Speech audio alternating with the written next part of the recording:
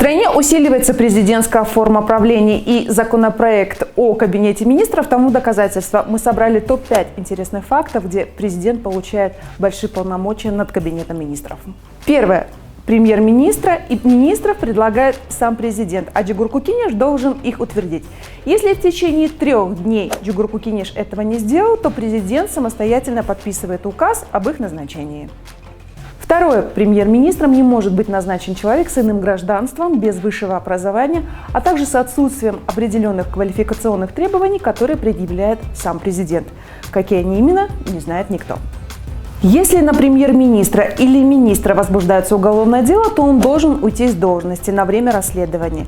Если после этого на него не возбудили уголовное дело, он возвращается к работе. Но разрешение на это должен дать лично глава государства. Четвертое. Премьер или его министры не может ездить в командировки за счет физических лиц, не может принимать подарки, если это только не сувениры. Он не может принимать участие в агитации, а также быть членом политической партии. Пятое. А еще у премьера и его министров есть куча социальных плюшек. Полная медицинская страховка, социальный пакет и даже служебное жилье. Правда, его придется вернуть после отставки. И еще, если есть госнаграда, то при возбуждении уголовного дела можно рассчитывать на домашний арест, а не на заключение в тюрьму.